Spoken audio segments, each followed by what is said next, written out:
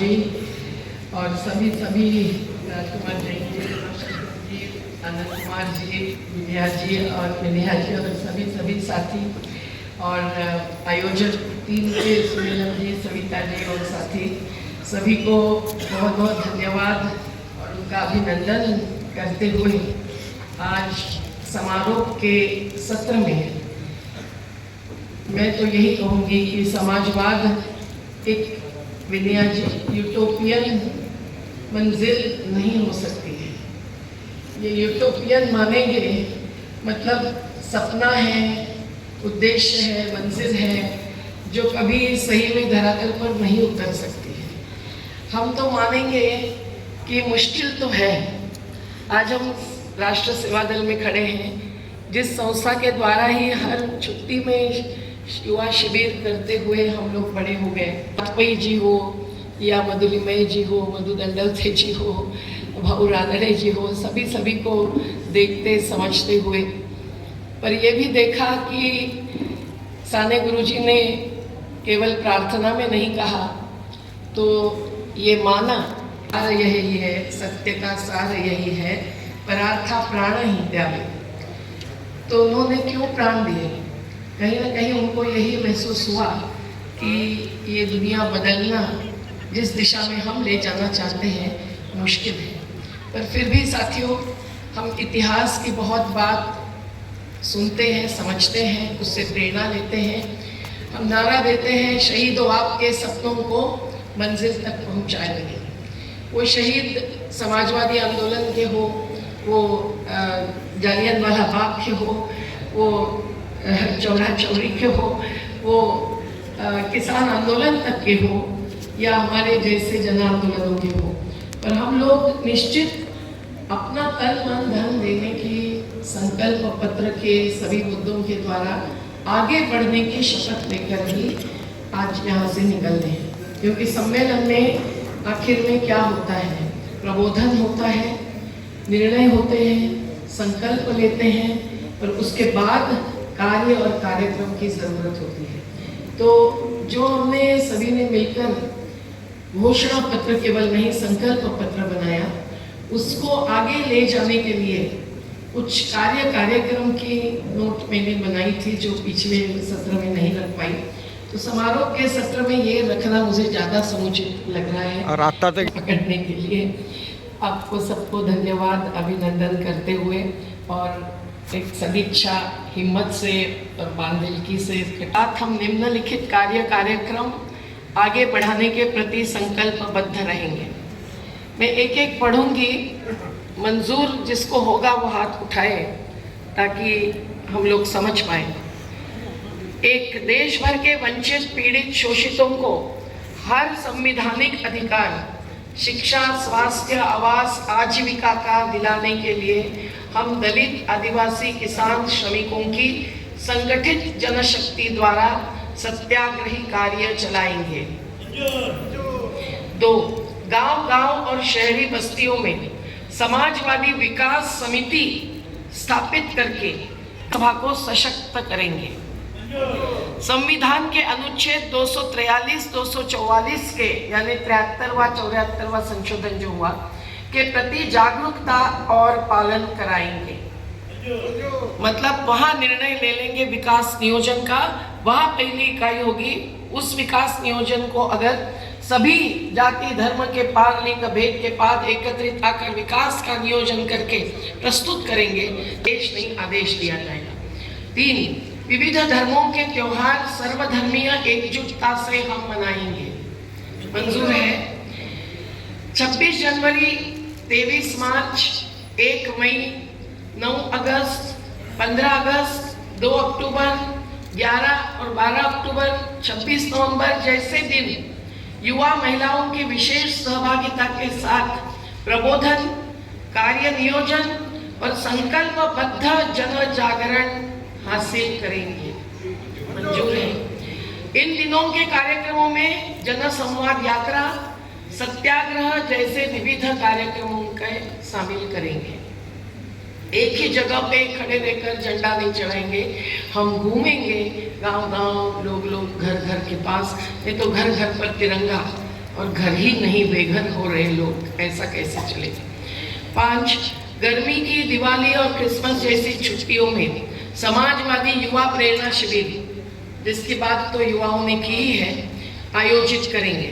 अब वो 90 जिले में होगा कि 9 जिलों में होगा, ये मैं नहीं चर्चा करती हूँ, अपने अपने क्षेत्र में करेंगे।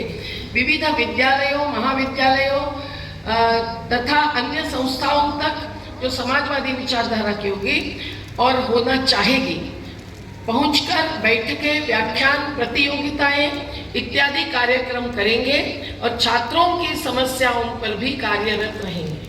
मंजूर है सबको? देश भर ये महत्व का मुद्दा है जो कुछ युवाओं ने रखा। देश भर नशा मुक्ति के लिए, नशाबंदी कानून लाने के लिए, शराब व्यापार के खिलाफ महिला शक्ति द्वारा सत्याग्रह, जनप्रतिनिधियों के साथ संवाद और निवेदन आग्रह पूर्वक जैसे माध्यमों द्वारा जनशक्ति जगाएंगे। अवैध शराब बिक्री रोकेंगे और ग्राम सभा, बस्ती सभाओं में इस मुद्दे पर प्रस्ताव पारित करवाएंगे। क्या मंजूर है सबको? तो नशा मुक्ति आंदोलन जिंदाबाद, नशा मुक्ति आंदोलन जिंदाबाद। और जो नशा करते हैं वो हाथ नहीं उठाएंगे, पर बाकी तो उठा सकते हैं। ये बहुत जरूरी है। आज महाराष्ट्र में हर होटल और रेस्टोरेंट में बेचने की मंजूरी दी है, 1000 दुकानें खोली है, महिलाओं को सैकड़ों दुकानें दी है। मध्य प्रदेश में भी महिलाओं के लिए अलग से शराब दुकानें की चल रही थी। इससे महिलाओं पर हिंसा ही नहीं, आगे की पीढ़ी को बर्बाद करना, ये सब आगे बढ़ रहा है। हर हिंसा, दंगा, अत्याचार तथा अन्याय की घटनाओं पर सत्य शोधन अहवाल, जैसा अभी सुनीताई, इब्राहिम भाई और हमारे साथियों ने अभी अभी जलगांव जाकर किया है, जहां मॉब लिंचिंग हुआ था, कार्यकर्ता विशेषज्ञों की टीम द्वारा तैयार करके समाज और शासन द्वारा न्याय दिलाने, जो कानूनी और मैदानी लड़ाई के साथ होता है, शांति स्थापित करने के लिए हर प्रयास करेंगे। जहां जहां दंगा होगा, मध्य प्रदेश में 2 दंगों की हम लोगों ने अहवाल बनाया, कश्मीर फाइल्स फिल्म दिखाकर कैसे उकसाया, एक रामनवमी की शांति से पार्टी से निकली हुई रैली ने कैसा हंगामा मचा दिया। राहुल गांधी जी की यात्रा उधर से ही जा रही थी, मैंने कहा कि आप इस पर बोलिए, उनको उनके सहयोगियों ने कहा इस पर मत बोलिए। तो हम बोलेंगे कि नहीं? हम पहुंचेंगे कि नहीं? तो हमें हिंसा नहीं, अहिंसा चाहिए। हमें हिंसा नहीं, अहिंसा चाहिए। स्थानीय से राज्य, केंद्र शासन तक नीति और कानून का निर्माण, बदलाव, वापसी तथा अमल के मुद्दों पर कानूनी हस्तक्षेप, संवाद द्वारा सहभागिता और संविधान विरोधी निर्णयों पर अहिंसक सत्याग्रहों का आयोजन करेंगे। मंजूर है? जब 4 कोर्स का विरोध करना है तो हम लोग हर जगह श्रमिकों की एकजुटता के साथ वो आवाज उठाना जरूरी है। और किसान मजदूर एकता, जितने भी लोग कार्यरत थे उन सभी ने किसान मजदूर एकता के द्वारा संघर्ष और निर्माण किया। तो हम जन आंदोलन की बात कर रहे हैं। अच्छा है कि योगेंद्र जी ने 3 प्रकार की धाराओं को अलग अलग करके दिखाया। तो मैं तो जो पहली धारा है सत्ता की राजनीति की, उस पर नहीं बोल रही हूँ, उसमें हूँ भी नहीं, होना भी नहीं चाहती हूँ। सत्तावाद और समाजवाद दोनों अपने अपने दिशा में अपने अपने मंजिल तक जाने का तय करके आप बढ़ सकते हैं, लेकिन मैं तो केवल समाजवादी मार्ग की ही और बात कर रही हूँ। तो इसलिए जन आंदोलन की क्या है बात? संघर्ष निर्माण साथ साथ। जन आंदोलन की क्या है बात? संघर्ष निर्माण साथ साथ। तो मतदाता जागरण के विविध कार्यक्रम, लोकमंच द्वारा प्रत्याशियों और जनप्रतिनिधियों से आम सभा में सवाल जवाब आयोजित करके उनसे लिखित आश्वासन ठोस स्थानीय से राष्ट्रीय मुद्दों पर हम लेके रहेंगे। नर्मदा घाटी में ये लोकमंच कार्यक्रम किया तो हर प्रत्याशी को कहना पड़ता है हम आपके मुद्दे पर तन, मन, धन और खून भी देते हैं और कुछ कहने की जरूरत नहीं होती है। अगले 5 साल वो चुप बैठते हैं, हमको जेल बंद तो नहीं कर सकते। तो आप क्या ये तैयार होंगे इस प्रकार के? और जो भी समाजवाद के मुद्दे उद्दिष्ट है उस पर मतदाता जागरण जरूर करेंगे। करते हुए ये चुनौती तो ले सकते हैं। 10वां मुद्दा है हर साल समाजवादी एकजुटता सम्मेलन हर राज्य में आयोजित करके वर्ष भर के कार्य की रपट तथा अगले वर्ष का कार्य नियोजन करेंगे। ये होना जरूरी है, नहीं तो 90 साल के बाद शताब्दी का ही कार्यक्रम होगा तो कैसे चलेगा भाई, है ना। हमको इतिहास भी इतने साल का देखना है, उसको नकारना नहीं है। और जो हरीश खन्ना जी को लगा था कि यहाँ बहुत से लोग ऐसे हैं कि जिनके परिवार का कोई संबंध नहीं था, मुझे नहीं लगता है। बहुत से लोग ऐसे हैं जिनके परिवार कहीं ना कहीं समाजवादी मार्ग पर चलकर प्रेरणा देकर गए हैं। पर हमको जरूरी है ये समझना कि हम लोगों ने ये नियमितता जारी रखनी चाहिए ताकि कार्य नियोजन और कार्य का अहवाल मूल्यांकन भी हो सकता है। दूसरा है हर राज्य में, क्या ये मंजूर है सबको कि हर साल ये सम्मेलन हो जाए अपने अपने राज्य में, छोटा हो बड़ा हो, पर जरूरी है हर राज्य में अपने अपने कार्य क्षेत्र में भी समाजवादी विचारधारा पर आधारित पाठशालाएं, वैकल्पिक विकास पर सहयोगी संस्थाएं जिनमें पर्यावरणवादी संस्थाएं हो सकती है, युवा दल, महिला मंच, श्रमिक संगठन स्थापित करेंगे तथा कार्यरत संगठनों और संस्थाओं का समन्वय को सक्रिय रखेंगे। बहुत सारे जीजी पारिक जी ने अगुवाई की थी कि समाजवादी संस्थाओं का एक समूह बना। उस समय नीतीश बनाया है और उस समय नीतीश कुमार जी ने भी एकदम पार्टनर दिया था। तो जब परशुराम जी की बात आती है तो हम कुछ कह नहीं सकते हैं, हम इतना ही कहेंगे कि जो आज जारी है और नई संस्थाएं स्थापन करना, अपना अपना कार्य अगर हर क्षेत्र के हर मुद्दे पर आगे बढ़ाना है तो छोटी मोटी संस्था, संगठन, समूह गठित करना अपने अपने क्षेत्र में संभव है। मंजूर है कि नहीं? सभी लोग सभी क्षेत्र में नहीं काम करेंगे, पर जितना हो सकता है वो करेंगे और अन्यों को साथ में। हर राज्य क्षेत्र में कला पथक निर्माण करके, आपने देखा कला और कृतियों का क्या असर होता है। ये राष्ट्र सेवा दल ने हमको शिविरों से बहुत सारा सिखाया। तो सेवा दल ध्यास जया हर्षा ने बुल्ले खिल भावी इतिहास तया सेवा दल। एक एक गीत से बाबा नड़ाव, सदाशिव मखदूम जी का और सभी के मंजुल भारद्वाज का आपने सुना और देखा कि कला के द्वारा कितना कुछ मुद्दा पहुंचता है। तो बुजुर्गों के साथ साथ युवाओं के साथ साथ बच्चों तक ये पहुंचाने में हम लोग एक कला पथक का निर्माण हम हमारे मुंबई के करीब बस्तियों में करना तय किया है। और ऐसा शिविर पहले भी बहुत होता था जब सुधा वर्दे थी, वसंत बापट जी थे। तो क्या आप भी करेंगे कोशिश एक कला पथक छोटा मोटा निर्माण करने के? जरूर आपको प्रेरणा मिलेगी। तो उसे जन जागरण करके उसका माध्यम बनाएंगे और विविध प्रसंगों पर उसका आयोजन करेंगे। दूसरा मुद्दा है जैविक खेती, सामूहिक सहकारी संस्था द्वारा रोजगार निर्माण। ये बहुत जरूरी है कि किसानी जो है वो केवल खेती तक सीमित नहीं रहेगी। प्रकृति निर्भर सभी समुदायों के कार्य को जैविक रखना, प्रकृति निर्भर और प्रकृति आधार पर चलाना, ग्रामोद्योग, गृहोद्योग द्वारा स्थानीय संसाधनों से उत्पादन और वितरण के मुद्दों पर सक्रिय रहेंगे।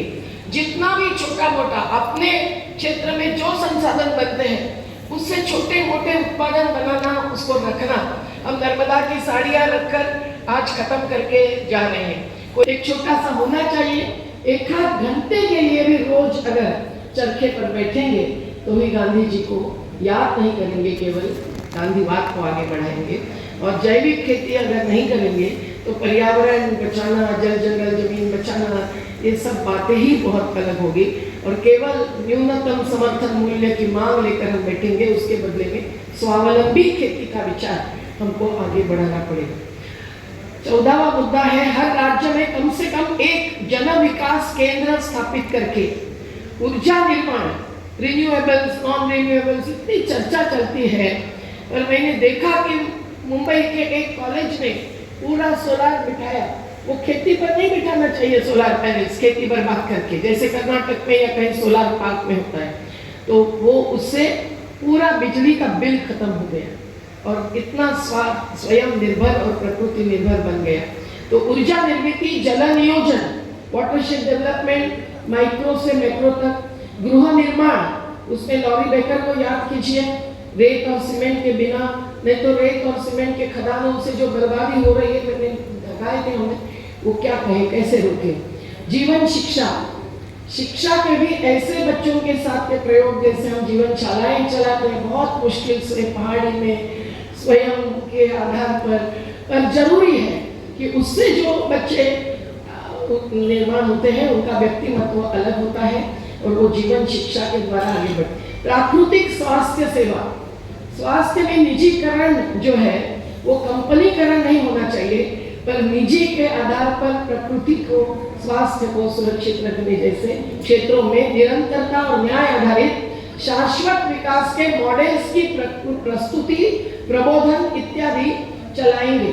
तो ऐसे जन विकास केंद्र, एक राज्य में एक जगह भी किसी भी संस्था का कुछ भंगार पड़ा रहता है, इमारत और जमीन भी रहती है खाली पड़ी, हम चाहते हैं कि उनको दे दे एक समाजवादी समूह को, और वो उसका उपयोग एक जन विकास, मतलब क्या है, जनवादी विकास, समाजवादी विकास, प्रकृति बचाने वाला विकास, निरंतरता, न्यायपूर्ण, बस हो गया। समाजवादी विचारधारा पर आधारित साहित्य, नियमित प्रकाशित पत्रिकाएं, क्योंकि एक बार स्मरणिका बनाएंगे, पर नियमित प्रकाशित पत्रिकाएं विविध मुद्दों पर परिचय और अन्य माध्यमों का प्रचार प्रसार हम करते रहेंगे। मंजूर है सबको?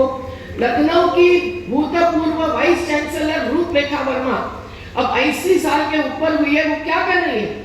वो केवल पर्चे बांटते हुए रास्ते पर हर बार चित्र सामने आता है, एक एक गाड़ी को, एक एक मोटरसाइकिल वाले को देती है।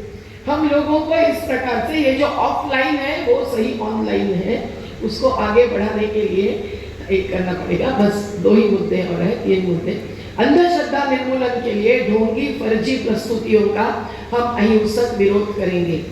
नरेंद्र दाभोलकर जी को याद करते हुए हम लोग क्या करेंगे, यही काम करेंगे। कानून महाराष्ट्र में बना है, पर इस कानून के अलावा अंधश्रद्धा निर्मूलन के लिए बहुत कुछ हम कर सकते हैं। जहाँ साधु संत जादू जैसे बहुत रूप करते हैं, भ्रमित करते हैं, उसकी पोल खोल करने की सुंदर अहिंसक कार्यक्रम के द्वारा। तो क्या मंजूर है ये? इसकी बात अविनाश पाटिल जी ने बहुत बताई है। पूर्णकालीन कार्यकर्ता समूह तथा सक्रिय सदस्य, जिसमें बुद्धिजीवी और श्रमजीवी दोनों की संख्या बढ़ाकर हम कार्य सफल करेंगे। इनमें अधिवक्ताओं, अध्यापकों, शोधकर्ताओं, माध्यमकर्ताओं के भी मंच गठित करेंगे। हमारे जन आंदोलनों के राष्ट्रीय समन्वय ने बड़ा अधिवक्ताओं का मंच बनाया है, एक बड़ा युवाओं का मंच बनाया है, एक सद्भाव मंच बनाया है। ऐसे मंच हम समाजवादी समूह और परिवार के द्वारा भी क्या गठित कर सकते हैं। इन सबको साथ में लेना जरूरी है, बुद्धिजीवी और श्रमजीवियों का समन्वय। हर जिला और राज्य में एक संपर्क केंद्र होना चाहिए इस एकजुटता सम्मेलन के बाद की प्रक्रिया का, और संपर्क व्यक्ति तथा सोशल मीडियम भी चलाने वाले व्यक्ति चाहिए। मंजूर है सबको? और आखिरी बात यही है कि कार्य के लिए विविध क्षेत्रों में अपील करके, दौरा करके, घर घर पहुंचकर, भाई वैद्य जी को मैं याद करती हूँ कि उन्होंने पूरे महाराष्ट्र और बाकी कुछ राज्यों में घूमकर 80 लाख रुपए एकत्रित किए थे। तो हम विदेशी धन पर कभी निर्भर नहीं रहेंगे, हम गलत लोगों से, पूंजीपतियों से पूंजी नहीं लेंगे, पर हम घर घर जाकर अगर दौरा करेंगे, जो इंदौर के SUCI के साथी करते हैं और उसी पर अपना कार्य चलाते हैं, अपना मानधन लेते हैं, तो ये संभव है। जन सहयोगियों को बनाकर एक समूह आर्थिक तथा वस्तु रूपी मदद इकट्ठा करेंगे और उसका हिसाब ऑडिट द्वारा संस्थानीय संस्था के तहत किसी एक संस्था को चुनकर ईमानदारी से कानूनी पालन के साथ आगे बढ़ाएंगे। क्या मंजूर है? इस सहयोगियों को भी जोड़ना ये बहुत जरूरी है। आजकल वकील, डॉक्टर, अध्यापक, प्राध्यापक कितना कमाते हैं, वो अगर जन सहयोग पर हमने पहले एक 26 बनने का प्रस्ताव रखा था, उस पर नर्मदा आंदोलन कई सालों तक चला है और आज भी चल रहा है कि अपने इनकम का 2% आप दे दीजिए जन आंदोलन के लिए और हमको कुछ नहीं चाहिए। धन्यवाद साथियों, जिंदाबाद।